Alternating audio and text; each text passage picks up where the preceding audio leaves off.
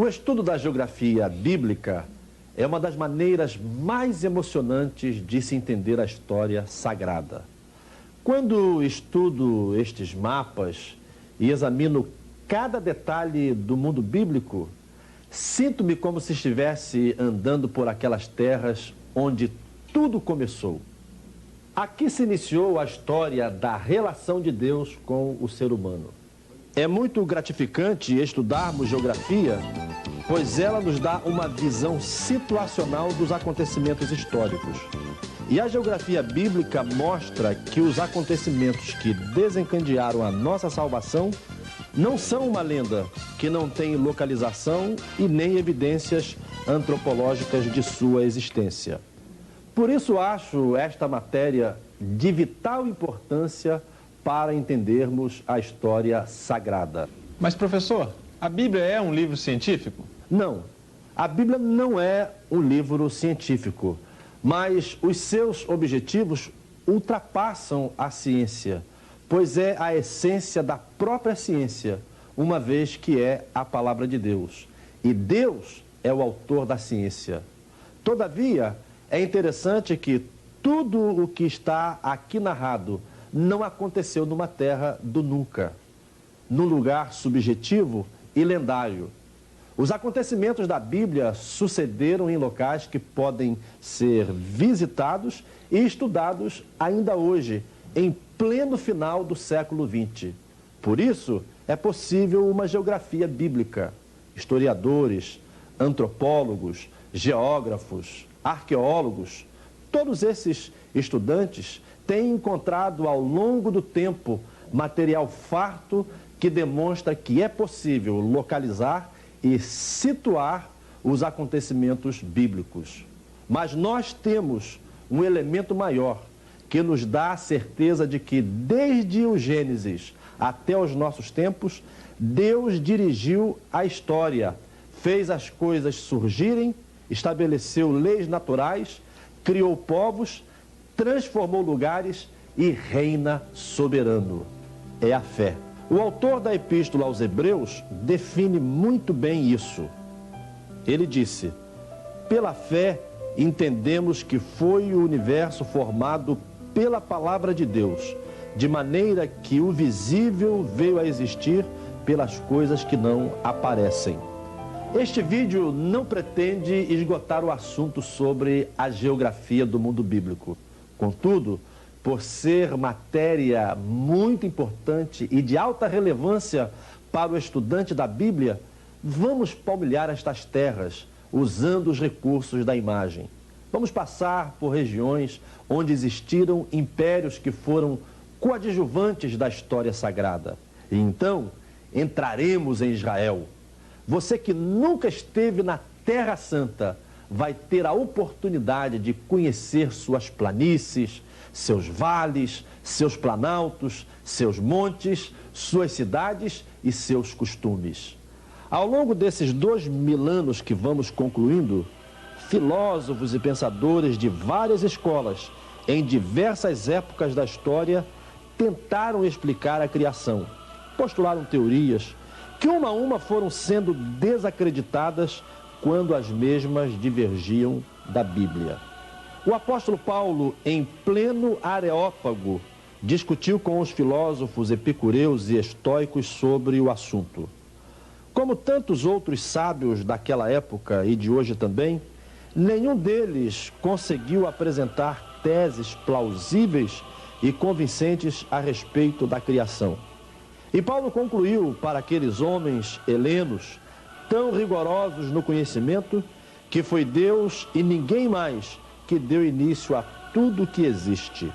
Deus é Senhor do universo, da história, da ciência e do conhecimento. Quando estudamos os acontecimentos bíblicos, estamos apenas confirmando dentro de nosso entendimento a autoria de Deus. O grande físico inglês Isaac Newton escreveu muito acertadamente: esse ser governa todas as coisas, não como a alma do mundo, mas como o Senhor de tudo. E por causa de seu domínio, costuma-se chamá-lo de Senhor, Pantocrator ou Soberano Universal. Mas para começarmos a entender a história sagrada, vamos conhecer um pouco do cenário que envolvia o mundo daquela época.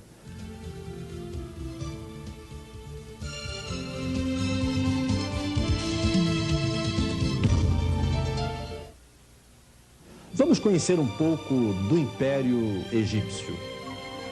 Quando fazemos alguma excursão para a Terra Santa, geralmente o primeiro país em que desembarcamos para uma turnê é o Egito.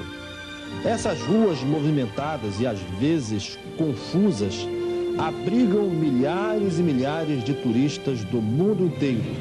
Isto porque aqui começou uma fase muito importante da formação do Israel antigo. Seus monumentos lembram que o Egito representa uma das mais antigas civilizações humanas. Sua história é quase tão antiga quanto a história do próprio homem. Este é o rio Nilo. Aqui, nas suas margens, começou a civilização egípcia. Essa região primariamente foi habitada por povos nômades. Professor, o que são povos nômades? Nômades são povos que não têm uma residência fixa. Mudam-se constantemente de um lugar para outro. Isso era muito comum naquela região. Após uma vida de árdua peregrinação, alguns povos começaram a se organizar nesta região. Eles pararam por aqui por causa do rio Nilo. Às margens deste grande rio, eles encontraram água e subsistência. Um grupo fixou-se no sul desta região. Outro grupo fixou-se no norte. Então formaram-se dois grandes reinos. O Alto Egito, que era formado pelo povo que estava no sul, e o Baixo Egito, formado pelo povo que se fixou no norte. Mas todos se localizavam no vale e no delta do rio Nilo. Professor, como é que o Egito se tornou um império único que dominou boa parte do mundo daquela época? Bem, dois reinos num só lugar é de se prever que haveria conflitos. Um iria tentar engolir o outro. Foi Menes, líder da região do Alto Egito, quem acabou vencendo as batalhas e dominando o Baixo Egito. Dessa forma, unificando a região. Isso aconteceu lá pelos idos do ano 3000 ao ano 2780 a.C. O Egito unificado transformou-se num poderoso império que todos nós, estudiosos da Bíblia ou não, conhecemos. Houve muitas invasões, muitas lutas ao longo de séculos, mas somente por volta do ano 1580 a.C. é que veio a consolidar-se o Império Egípcio com a expulsão dos Ixos. Surgiu então a dinastia dos faraós com Amés I. O rio Nilo é o mais extenso do mundo. Ele desliza por 6.400 quilômetros. Ao longo de todo esse tempo, irrigou a terra, trouxe abastança aos faraós, permitindo que vivessem em grande fausto e glória. Até hoje, quando visitamos o Egito, olhamos as pirâmides, estes gigantescos monumentos, podemos imaginar o quanto foi poderoso este império através da história do mundo. E qual é a importância do Império Egípcio para Israel? O Egito está ligado à história do povo hebreu desde Abraão. Mas o ponto central desta história se deu quando José, filho de Jacó, foi vendido como escravo para o Egito. Um dos episódios mais lindos do Velho Testamento. Uma verdadeira prova de que Deus não abandona seu povo, mesmo em situações de grande tensão. José, um hebreu, tornou-se governante, homem de confiança de Faraó. E muito tempo depois, quando a situação política do Egito mudara e o Faraó no poder já não era um amigo, outra vez Deus coloca um homem no palácio, Moisés, e o levanta como líder de uma grande operação, a retirada do povo das terras do Egito depois de um longo cativeiro. Quando hoje eu ando pelo deserto do Sinai, quando vejo a imensidão deste lugar, não posso controlar minhas emoções. Aqui Deus conduziu seu povo depois de uma grande libertação.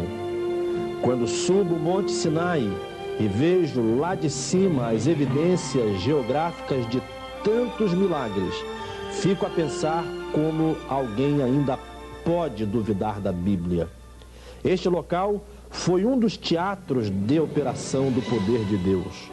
Aqui, há muitos anos, mais precisamente no século XV a.C., Deus conduziu a história de modo que pudéssemos usufruir do grande plano de salvação no século XX. Bem, neste segmento nós vimos que Deus é o Senhor da história. Pela fé nós aceitamos que Deus criou o céu e a terra. Mas a história e a geografia nos dão evidências físicas de tudo quanto lemos na Bíblia. Salvo alguma divergência de localização, ao visitarmos a Terra Santa e seus arredores, nós podemos ver que tudo realmente aconteceu. Os cientistas há anos fazem pesquisas e escavações e cada vez mais concluem que a Bíblia sempre teve razão.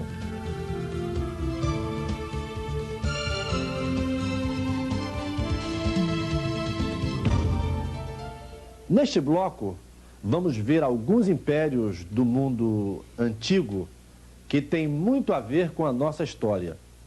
Vejamos primeiro os assírios.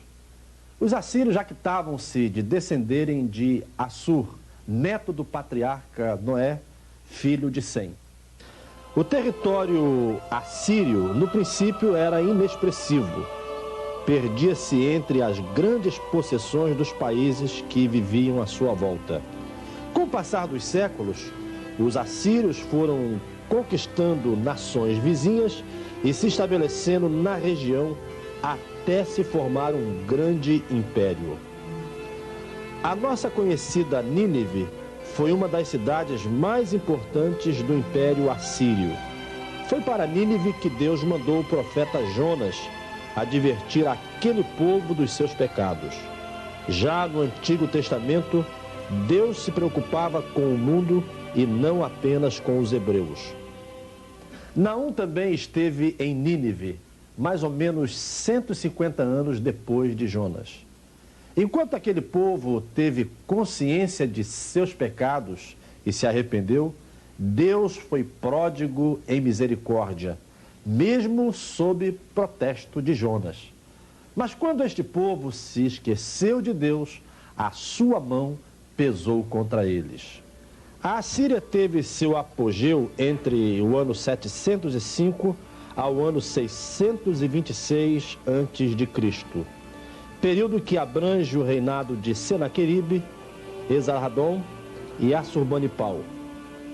A relação de Israel com a Assíria foi de muita luta e perseguição. Em 859 a 824 a.C., Salmaneser III começou a atacar Israel. Em 808 a 783 a.C., Haddad-Nirari cobrou tributo de Israel. Neste período foi que Jonas esteve em Nínive. Entre 745 a 727 a.C., Tiglat-Pileser deportou a maior parte de Israel. Entre 727 a 722 a.C., Salmaneser V sitiou Samaria. Entre 722 a 705 a.C., Sargão II levou cativo o resto do povo de Israel. Foi no tempo de Isaías. Entre o ano 705 ao ano 681 a.C., Senaqueribe invadiu Judá. Entre 680 e 669 a.C., Esarhadon reinou forte sobre o povo de Israel. E entre os anos 669 ao ano 627 a.C., Assurbanipal espalhou o terror sobre a Assíria e seus cativos. Alguns estudiosos acham que foi nesse período que o profeta Naum esteve em Nínive. Contudo, por mais que os homens pensem que são invencíveis e eternos quando estão no auge do seu poder, a história mostra exatamente o contrário. E foi assim com a Assíria. Por volta do ano 600 a.C., a Assíria teve o seu declínio. Nabopolassar, governador da Babilônia, aliou-se ao rei da Média, Ciáxares, e invadiu Nínive e a destruiu completamente.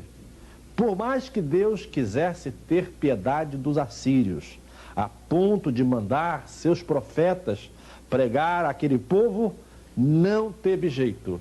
O pecado dos assírios, a crueldade daqueles reis, fizeram com que a mão de Deus os humilhasse.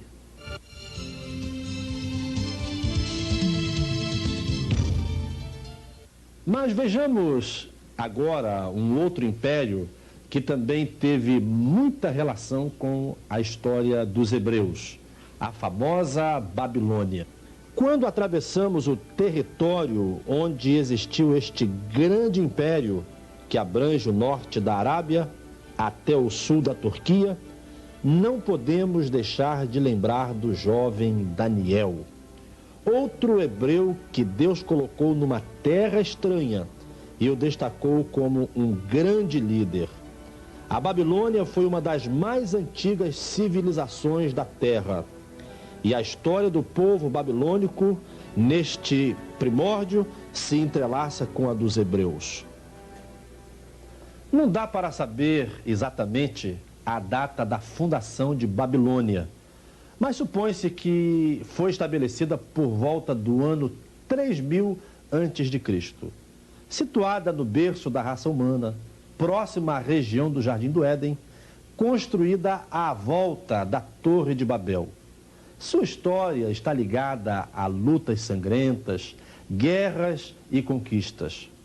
Também esteve durante séculos sob o jugo do Império Assírio, mas acabou por dominar os seus dominadores, acabando com sua hegemonia. Nabopolassar, um dos reis famosos da Babilônia, aliou-se a outros povos e destruiu Nínive, a cidade mais importante daquele tempo, transferindo para a Babilônia o centro nervoso da época. Seu filho e sucessor, o famoso Nabucodonosor, enfrentou outro império poderoso, o Egito, vencendo-o. Época em que provavelmente a Babilônia teve o seu maior apogeu, transformando-se em uma das maravilhas do mundo. Poucas cidades do mundo antigo foram tão privilegiadas pela natureza como a Babilônia. Além do centro nervoso do império, a cidade era cercada por uma região maior, chamada de Grande Babilônia, pelas seguintes cidades satélites: Sipar, Cuta, Borsippa, Nippur, Uruk, e Eridu. Foi aqui que Daniel realizou seu grande ministério. Vindo cativo de Jerusalém, com seus 3 amigos, tornou-se conselheiro do famoso rei Nabucodonosor.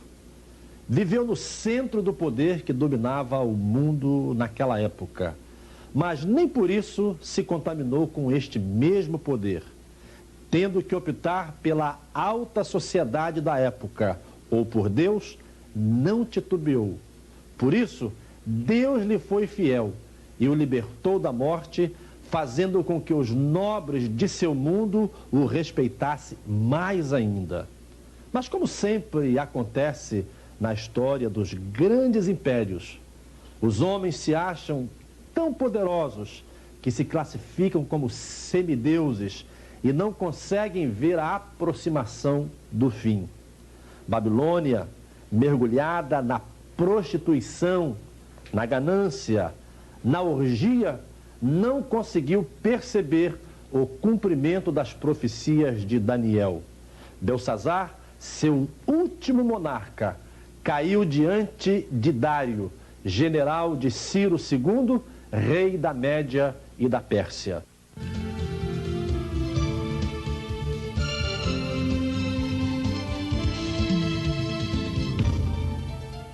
Nascia um novo império no mundo, fortalecido pela intrepidez de seus oficiais, o Império Persa. A Pérsia torna-se rapidamente mais uma superpotência no Oriente Médio. Aliada aos medos, vai estendendo seus domínios sobre 127 províncias que abrange da Índia à Etiópia. Se a Babilônia ficou conhecida na história pela sua opulência, a Pérsia foi famosa pela sua extensão. Embora fosse um povo alheio ao Deus vivo, o Império Persa não trouxe grandes dissabores ao povo hebreu. Ciro, rei da Pérsia, foi um monarca benevolente com os judeus, dando-lhes liberdade para retornar à terra dos seus antepassados. Homens como Zorobabel, Neemias, Esdras foram reconstruindo os muros e o templo de Jerusalém sob os olhares de Ciro e seus sucessores. Inclusive, o rei Ciro foi chamado por Deus de meu servo, e este fez ainda mais. Devolveu os tesouros roubados de Jerusalém por Nabucodonosor, rei da Babilônia, em sua última pilhagem em Jerusalém. Estudando esses impérios, que à primeira vista nos parece que Deus esqueceu-se de seu povo, vamos ver que sua mão nunca deixou de guiá-los, mesmo quando este povo pecava. Sempre havia um escolhido de Deus no centro do poder. Foi assim no Egito, com José, na Assíria, com Jonas, o profeta enviado por Deus, e na Babilônia, com Daniel. Agora, no Império Persa, além de Deus colocar reis simpáticos à causa do povo de Deus, também levantou uma mulher para viver no centro do poder, Ester, a rainha, esposa do rei persa Assuero. Homens e mulheres fiéis a Deus não tiveram medo de exercer seu ministério num lugar adverso. E quando foram desafiados, não pestanejaram. Preferiram a ameaça da morte a negar sua fé. Mas vemos através da história que Deus sempre esteve presente. Mas os reinos, por mais poderosos que fossem, não subsistiram ao tempo, à corrupção e ao pecado.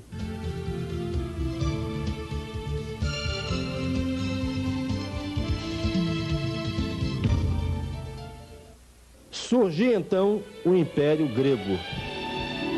Agora os impérios deixavam de circundar apenas a região do Oriente. Estabelecia-se no Ocidente. Quando navegamos pelo mar Egeu, quando visitamos a velha Grécia tão romântica, quando olhamos seus monumentos que ainda se sustentam como símbolo de uma civilização que durante muito tempo foi o berço do conhecimento, não podemos deixar de nos reportarmos a este povo como fundadores de dogmas e conceitos que até hoje são importantes no mundo moderno. Os gregos nos deram a democracia, a valorização da arte e a concepção da filosofia. Além desse interesse pela mente, não abandonaram o físico, perseguiram o desenvolvimento integral do ser humano. A Grécia constitui-se praticamente de uma península, localizada no sudeste da Europa. Esse maravilhoso país é banhado por 3 mares. A leste vemos o mar Egeu, ao sul vemos o Mediterrâneo, a oeste temos o mar Jônico. Nos primórdios de sua história, o território grego era conhecido como Acaia, limitando-se ao sul da península. A região ocupada por Atenas era denominada de Ática. Toda recortada pelo mar, a Grécia é cercada por muitas ilhas e ilhotas. No entanto, esta região é pobre de rios e de extensas planícies. Com uma hidrografia paupérrima, os gregos do passado começaram a vislumbrar outros lugares onde pudessem desenvolver-se.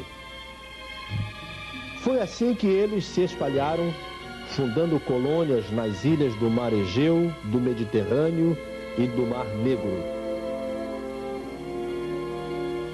Mas falar da Grécia é também falar da Macedônia.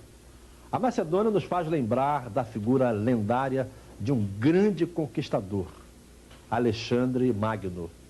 Desta região do mundo, ele iniciou a sua conquista para outros mundos. É interessante frisar que aqui também outro grande conquistador iniciou seu trabalho missionário fora do mundo judaico.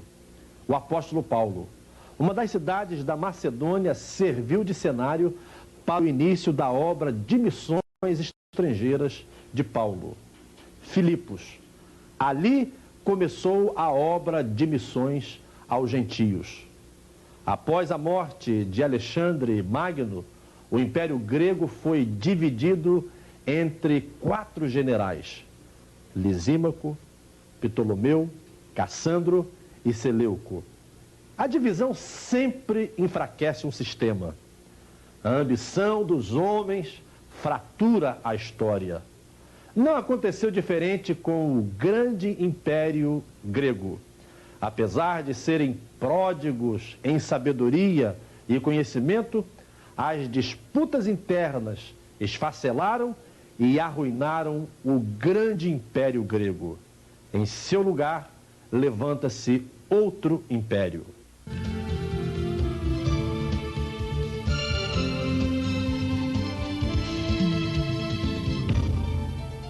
Como Daniel profetizou ainda na Babilônia, surgia o Império Romano com toda a sua pompa e poder. Esta época foi simbolizada pelo ferro.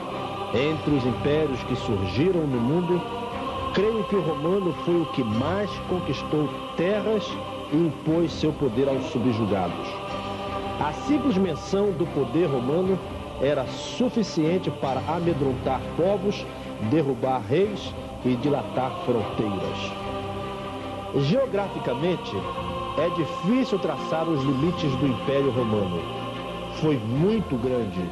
Mantinha incontáveis províncias na Europa, Ásia e África. Sem dúvida, foi o mais poderoso reino da Terra. Segundo John Davis, o Império Romano media 3.000 milhas de este a oeste e 2.000 milhas de norte a sul, com uma população aproximada de 120 milhões de habitantes.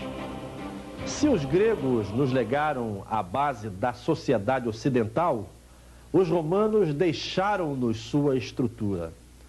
Seus líderes eram grandes administradores, seus tribunos especialistas em leis. O resultado é que essa época foi pródiga no desenvolvimento jurídico do mundo. Estudiosos da história dizem que o direito romano foi um dos legados mais importantes deixados por Roma às civilizações que lhe sucederam. O Império Romano tem muito a ver com os judeus e o Novo Testamento. Foi em sua época que se deu o ápice da história da salvação.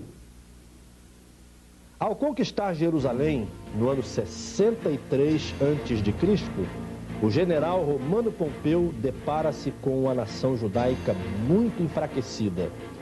O período dos Macabeus resultou numa disputa interna muito grande. Ele não teve problemas em dominar a região e tornar a Judéia província romana. Herodes, o Grande, consegue dos romanos o governo e o trono da Judéia.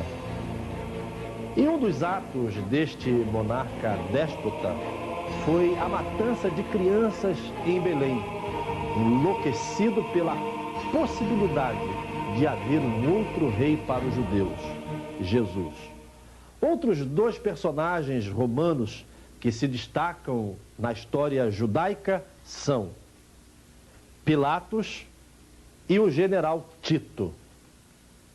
Pôncio Pilatos assumiu o governo da Judéia no ano 26 da era cristã. Foi nomeado pelo imperador Tibério e teve uma administração muito tumultuada, de caráter fraco e com uma boa dose de perversidade.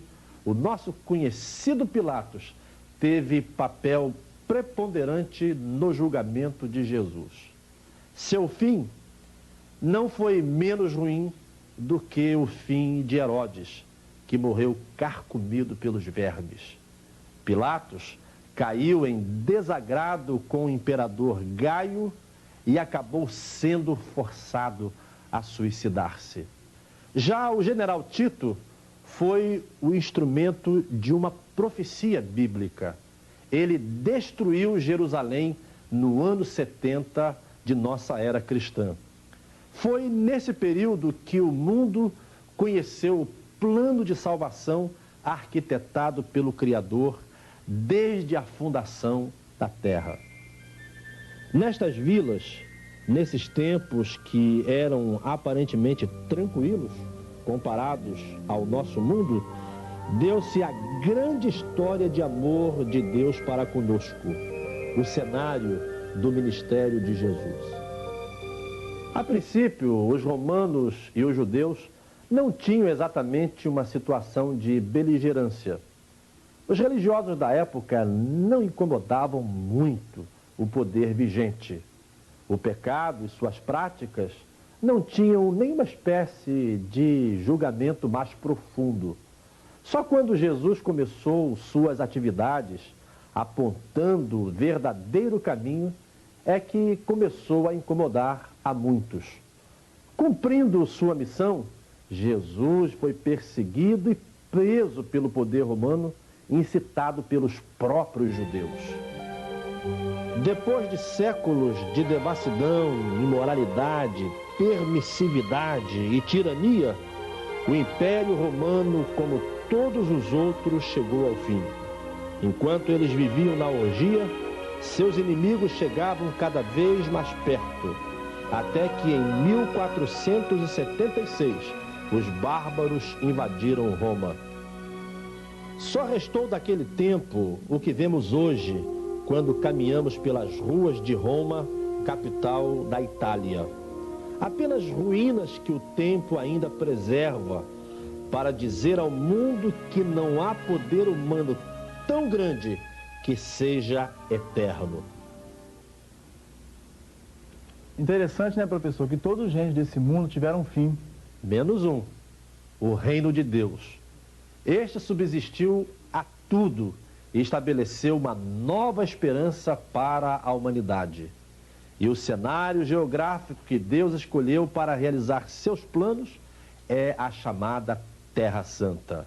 Quando olho para o mapa da Terra Santa, fico a imaginar que por aqui andaram patriarcas, profetas, discípulos e apóstolos, além, é claro, do mestre dos mestres, o Senhor Jesus.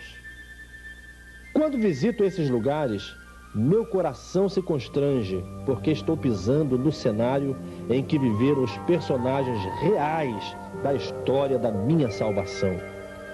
Toda vez que olho para este lugar, me emociono, pois não estou diante de uma fantasia, uma ficção, uma lenda, um conto. Tudo realmente aconteceu aqui, neste lugar que a luz reflete sobre as lentes da câmera para transformar num vídeo para você que vê neste momento.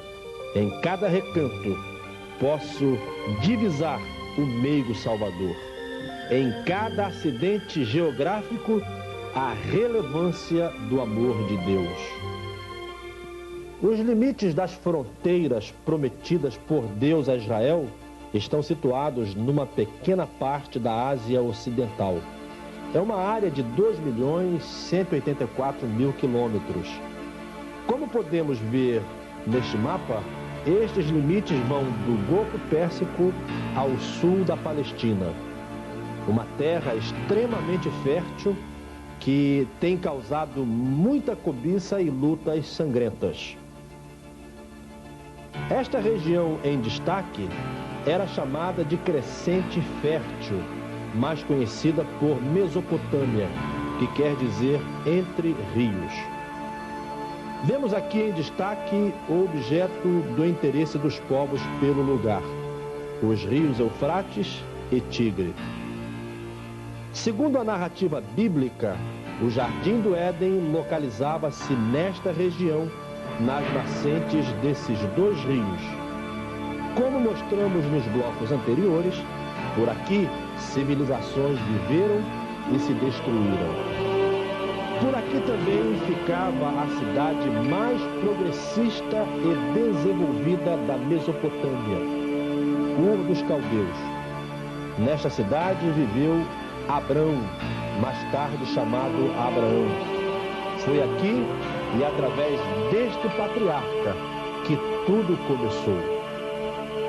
Esta área hoje é ocupada pelo Iraque e continua num centro de conflitos. As lanças, os cavalos, as espadas deram lugar aos poderosos porta-aviões, às ogivas dos foguetes teleguiados. Apenas os homens continuam com seus corações duros para entender a mensagem de amor que aqui começou. Israel, um pequeno país, talvez um dos menores do mundo. Seu território caberia muitas vezes no Brasil. Neste pequeno pedaço de terra, entretanto, desenrolou-se todo o nosso drama espiritual. Este chão foi testemunha viva de uma ação vivida por patriarcas, profetas, juízes, reis, sábios e justos. Cenas dirigidas pelo Autor Todo-Poderoso, o Senhor do Universo de nossos corações. O Estado de Israel moderno foi criado em 1948. Este território já foi conhecido também por outros nomes. Canaã, que significa habitantes de terras baixas, terra dos amorreus, terra de Israel, terra de Judá, terra prometida e, finalmente, Palestina até 12 de maio de 1948, quando passou novamente a chamar-se Israel. Israel, nos tempos bíblicos, limitava-se com a Síria e a Fenícia ao norte, e ainda com parte da Síria e o deserto arábico ao leste. Limitava-se também com a Arábia ao sul e com o mar Mediterrâneo a oeste. Contudo, dependendo das guerras, das conquistas ou derrotas, este território sofria variações. Ora dilatava, ora diminuía. O moderno Estado de Israel, hoje, limita-se ao norte com o Líbano, a leste com a Síria e a Jordânia, ao sul com o Egito e a oeste com o mar Mediterrâneo. Sua área total é de aproximadamente 22 mil quilômetros quadrados. Depois da Guerra dos 6 Dias, em 1967, suas fronteiras alargaram-se um pouco mais.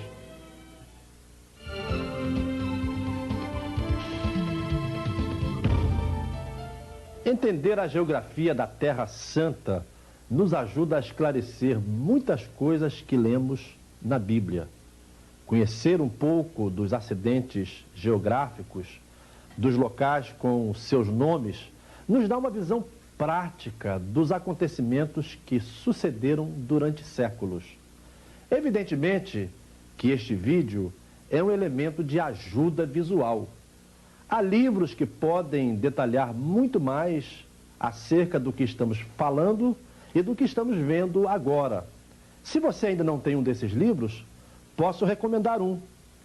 Geografia Bíblica, editado pela CPAD. Inclusive, este livro é o nosso guia para este estudo visual e geográfico da Terra Santa. Mas vejamos agora as terras da Palestina. O que estamos vendo agora é um corte da região do oeste ao leste. A oeste, nós vemos o litoral da Palestina, onde fica o mar Mediterrâneo. Vindo para a direita, vamos ver a formação geológica desta região. Vemos que a Palestina é formada por um maciço montanhoso. Vai começando a oeste com uma planície litorânea e vai subindo até as terras altas centrais. Na região do Rio Jordão, temos então um profundo vale, onde se encontra o Mar Morto. Interessante que, ao olharmos este gráfico, vemos que o Mar Morto está abaixo do nível do mar. Agora estamos vendo um mapa plano da Palestina. O que vemos em azul é o Mar Mediterrâneo. Agora vemos aqui um longo acidente geográfico. Este é o grande maciço montanhoso da Palestina. Nestas partes mais escuras estão as encostas de um grande vale por onde passa o famoso Rio Jordão. Seguindo o rio até sua foz, vamos chegar ao Mar Morto. Agora, vamos nos deter um pouco nas particularidades desta região. Vamos falar de planícies, montes, rios e planaltos que estamos muito acostumados a ler seus nomes nos estudos bíblicos. Isso é muito importante para o estudioso da Bíblia, pois ajuda-nos a entender os fatos. Vejamos então as planícies da Terra Santa. Vamos começar a destacar as 5 principais: Acre, Saron, Filístia, Cefelá e Armagedon. A planície do Acre, ou Aco, fica no extremo noroeste da costa israelense e estende-se até o Monte Carmelo. Essa área tem um solo muito fértil. Quando da divisão de Canaã, a planície do Acre coube a tribo de Asser, como está escrito em Josué, capítulo 19, versículos 25 a 28.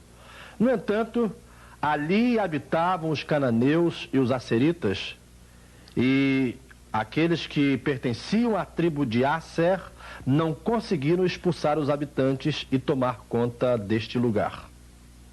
Andando um pouco mais, atravessamos o Monte Carmelo e vamos pelo litoral. Aí encontramos a planície de Saron. Saron não é um nome semítico, mas seu significado é bem poético. Evoca uma área de bosques. Na antiguidade, essa região era conhecida por seus pântanos e bosques. Ainda que fosse um lugar perigoso, ele tinha um contraste. Era todo coberto por plantas muito lindas de se ver, como os lírios. Diante dessa beleza selvagem, cantou a esposa para seu esposo no livro de Cantares. Continuamos caminhando para o sul, pelo litoral, e vamos passar por Jope e chegar à planície da Filístia. Agora estamos no sudoeste de Israel. Nesta faixa de terra, habitava os aguerridos filisteus, inimigos mortais dos hebreus, que tanto ouvimos falar nas histórias do Antigo Testamento. Agora, deixando o litoral e entrando um pouco mais rumo ao leste, vamos encontrar a planície de Cefelá. Agora voltemos para o norte e andemos um pouco para o interior. Na confluência de 3 vales, entre os montes da Galileia e os de Samaria, vamos encontrar a planície do Armagedom. Este local sempre foi uma área estratégica para Israel. No período bíblico, serviu de palco para combates intermináveis. Armagedom significa Megido. Alguns atlas bíblicos nomeiam este lugar como a planície de Esdrelon ou Jezreel, por causa de sua extensão e aspectos característicos.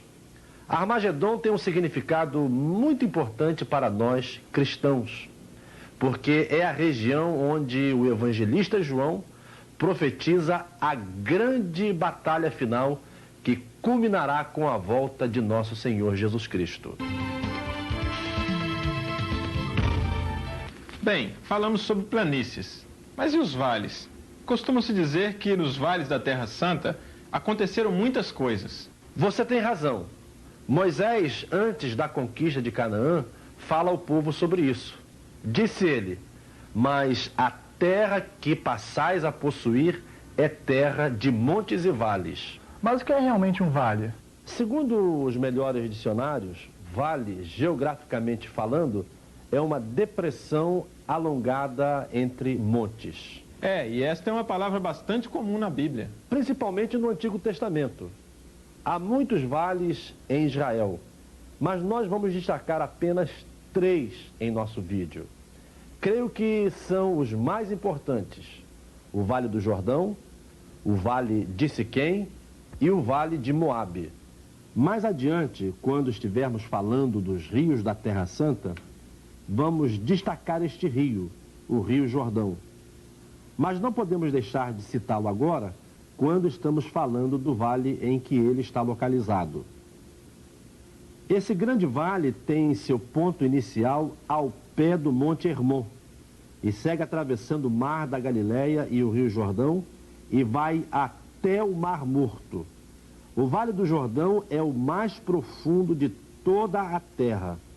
Ele se encontra a 426 metros abaixo do nível do mar Mediterrâneo.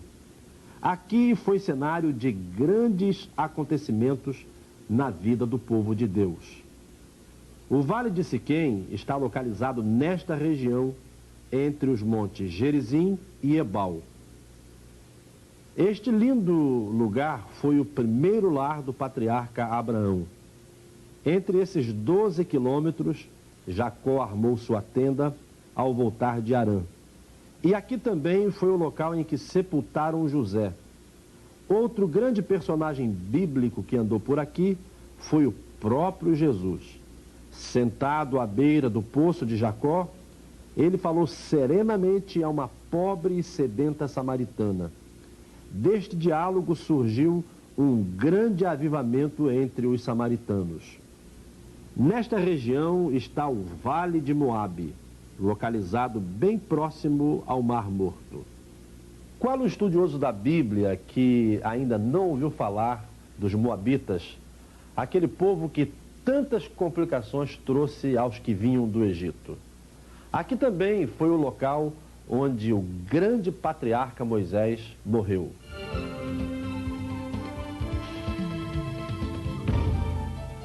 Bem, se falamos de vales, também precisamos fazer referências aos planaltos. Em Israel, há 2 grandes planaltos: Planalto Central e Planalto Oriental. Ambos têm uma altitude média que varia entre 700 a 1.400 metros. O que vinha a ser no Planalto? Planalto é uma grande extensão de terreno plano ou com poucos acidentes geográficos. Poderíamos dizer, a grosso modo, que seria uma grande região sem morro. Aqui no Brasil, nós poderíamos citar a região central, ali por Brasília. Ali é considerado um planalto. Por isso, a sede do nosso governo chama-se Palácio do Planalto. Isso porque Brasília está construída sobre um planalto. Mas voltando a Israel, podemos dizer que na região do Planalto Central vamos encontrar pequenos planaltos como Planalto de Bazã, situando-se entre o sul do Monte Hermon e o rio Tarmuk, Planalto de Gileade, que fica entre o rio Yarmuk e Esbom. Esse planalto é cortado pelo rio Jaboque. E finalmente também temos o Planalto de Moabe, uma região que se localiza ao leste do rio Jordão e do Mar Morto. Bem, falamos muito de rios, vales e planaltos, mas a Bíblia se refere com muita frequência a montes.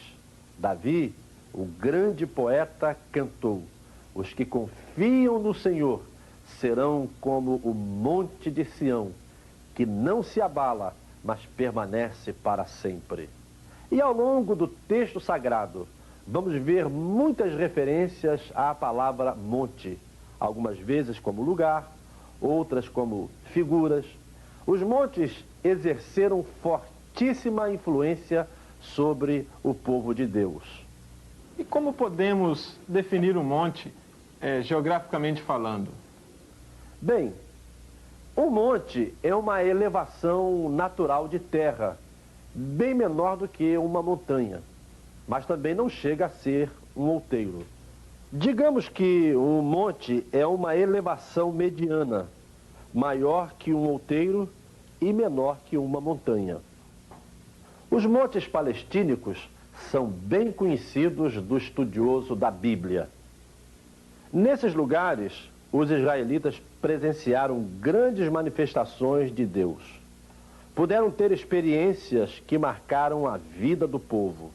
Por isso, são lugares cujos nomes nos são bem conhecidos. Quase em todos eles poderemos ver ou lembrar de um fato importante entre Deus e o seu povo. Montes como Judá, Efraim, Naftali, Sião, Moriá, Oliveiras, Gerizim, Carmelo, Tabor, Gileade, trazem marcas importantes na vida do povo hebreu e no relacionamento de Deus com o ser humano.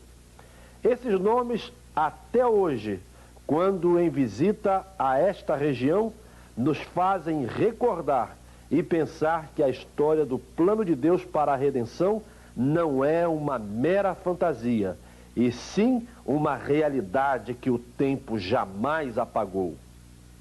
Entre tantos montes que destacamos e localizamos no mapa, não poderíamos deixar de evidenciar o Monte Sinai. Nesta península montanhosa, localizada entre os golfos de Suez e Acaba, está o Monte Sinai, também chamado de Monte Horebe. Nessa região aconteceram tantas coisas importantes para a história passada e a atual da humanidade que não poderíamos deixar de dar uma parada no Monte Sinai. Aqui, Moisés foi chamado para libertar Israel. Neste mesmo lugar, o Senhor deu a lei aos filhos de Israel. O que significa o nome Sinai, professor?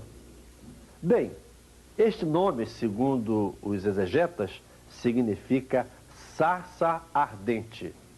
Quem ouve falar do Oriente Médio lembra muito de deserto. Nos vem à mente aquela clássica imagem do beduíno no seu camelo, vestindo aquelas roupas esvoaçantes à procura de um oásis. Ou também as imagens do filme de Cecil DeMille em Os 10 Mandamentos. Realmente esta região é formada por grandes áreas abertas chamadas de deserto. E as Sagradas Escrituras nos narram acontecimentos importantes que tiveram como palco o deserto. No deserto do Sinai, Os filhos de Israel caminharam durante 40 anos. Nessa região, aprenderam a conviver com o rigor deste lugar. Mas também conheceram muito intimamente a providência divina. Uma a uma, o Senhor supriu-lhes as dificuldades. Este lugar recebe outros nomes como Sur, Parã, Cádiz, Zim e Berseba. Podemos localizar outras áreas desérticas na Terra Santa. O deserto da Judéia, onde Davi perambulou fugindo de Saul. O deserto de Jericó, uma área que serviu de cenário para a parábola do bom samaritano contada por Jesus. Até hoje, Israel enfrenta os desertos e é vitorioso. Há 50 anos atrás, quando o povo judeu retornou à sua pátria, já no nosso século, encontrou aqui um grande desafio: o deserto árido e infrutífero, e mais uma vez conseguiu vencê-lo. E não somente isso, conseguiu também transformá-lo numa área beneficiada com agricultura e desenvolvimento. A água é fator vital para a vida de qualquer região do mundo, mas por aqui, na Terra Santa, a sua necessidade toma maiores proporções. Este é um lugar onde não são muitos os recursos hidrográficos. Foi necessário um trabalho eficiente de irrigação para que fosse possível desenvolver a agricultura, ponto importante para a sobrevivência de uma nação. A hidrografia de Israel é composta por 3 mares: o Mar Mediterrâneo, o Mar da Galileia e o Mar Morto. Mas, professor, parece que tem um lugar em Israel que é denominado mar, mas não é bem assim como estamos acostumados a ver. É verdade. Isso acontece com o Mar da Galileia, que na realidade não é um mar como entendemos hoje, pois ele é constituído de água doce. Segundo Orlando Boyer, para os hebreus, mar compreendia qualquer grande massa de água. Tecnicamente, mar é definido como uma massa de água salgada. Dentro dessa definição, o Mar da Galileia, na realidade, é um lago de água doce. Recebeu o nome de mar apenas por tradição. Mas vejamos agora os mares da Terra Santa. O Mar Mediterrâneo banha toda a costa ocidental de Israel. Nas Escrituras Sagradas também recebeu o nome de Mar Grande, Mar Ocidental, Mar dos Filisteus e Mar de Jafa. A sua importância para Israel sempre foi relevante. Foi através deste mar que Salomão recebeu os valiosos cedros do Líbano para a construção do templo. Foi nessas águas que Jonas teve a experiência com o grande peixe.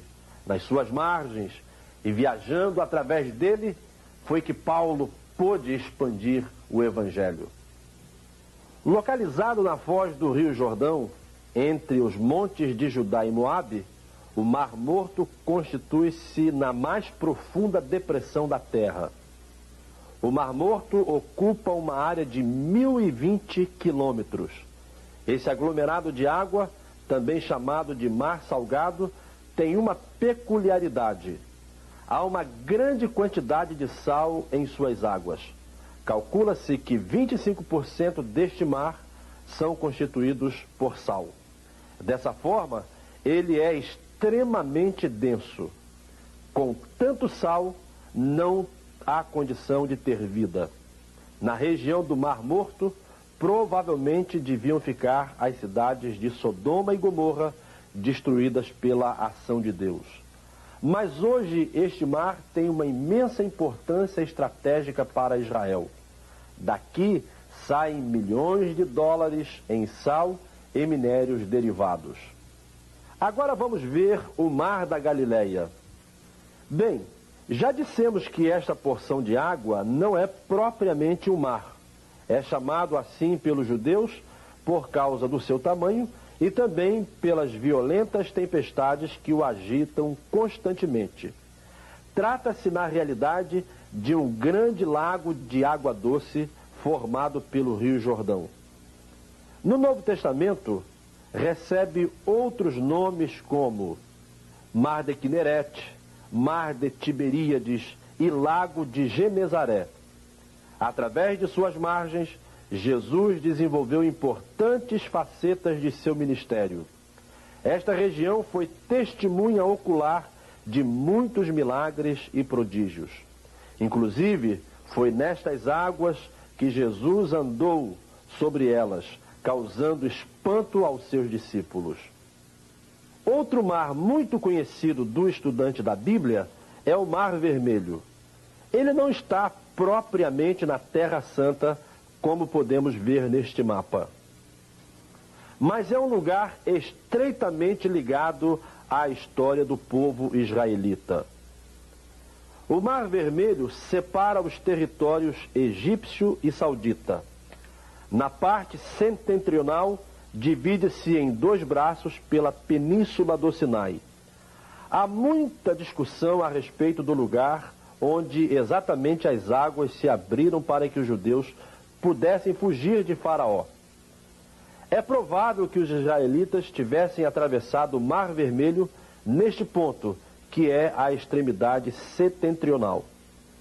A verdade é que, passados tantos anos, houve mudanças na área do Mar Vermelho, diminuindo de tamanho, mexendo com sua área original daqueles tempos. Por isso, a dificuldade de se localizar com exatidão o ponto de passagem do povo. Mas uma coisa é certa: nós cremos na Bíblia e cremos no poder de Deus. Por isso, mesmo com a dificuldade de localização geográfica do grande livramento que Deus deu ao seu povo, temos certeza que isso aconteceu, pois está na Bíblia. Se estamos falando em hidrografia, não podemos deixar de falar em rios. Este curso de água natural que nasce geralmente num tímido fio de água e que pode se tornar uma caudalosa porção líquida e que vai encontrar na sua foz o mar ou um lago. A Terra Santa não é tão pródiga de rios, pelo menos rios como estamos acostumados a ver aqui no Brasil. A não ser o Rio Jordão, que tem uma quantidade considerável de água, os outros rios poderiam ser chamados aqui no Brasil de arroios ou riachos. Na bacia do Mediterrâneo, podemos encontrar os rios Belos, Quizon, Caná, Gaás, Soreque e Bessor. Cortando quase toda a Terra Santa, encontramos o famoso Rio Jordão, cenário de tantas maravilhas que Deus operou neste lugar. No vídeo Terra Santa, mostramos com mais detalhes o relacionamento da história hebraica com este rio. Mas agora o nosso objetivo é puramente geográfico. Por isso, vamos destacar apenas os afluentes do Rio Jordão. São os rios Yarmuk, Jaboque e Querite. Este é o mundo bíblico, um mundo real, palpável, onde podemos ver com os nossos olhos o cenário dos acontecimentos mais importantes para a raça humana. O tempo, apesar de ser implacável, não conseguiu retirar os vestígios físicos e materiais de uma época onde personagens como Abraão, Jacó, Moisés, José, Samuel, Davi, Salomão, João Batista, Paulo, João e o principal deles, Jesus Cristo, além de tantos outros que aqui viveram uma história de amor. As guerras, as mazelas da vida, a fraqueza humana não conseguiram derrubar homens e mulheres que fizeram parte da história da salvação. A geografia bíblica torna ainda mais real estes eventos que, através dos tempos, foram irrompendo através das páginas da Bíblia. Se existiram ruas e palácios, se ainda existem rios, montes e planícies, é porque esta história não é uma lenda, um conto de fadas milenar, mas sim a doce realidade da existência de um Deus que dirige a história e pode dirigir você. Por isso, se algum dia você puder, vá e veja tudo isso de perto. Sinta que o Deus que vive em você e em mim é real e excede a tudo aquilo que sonhamos.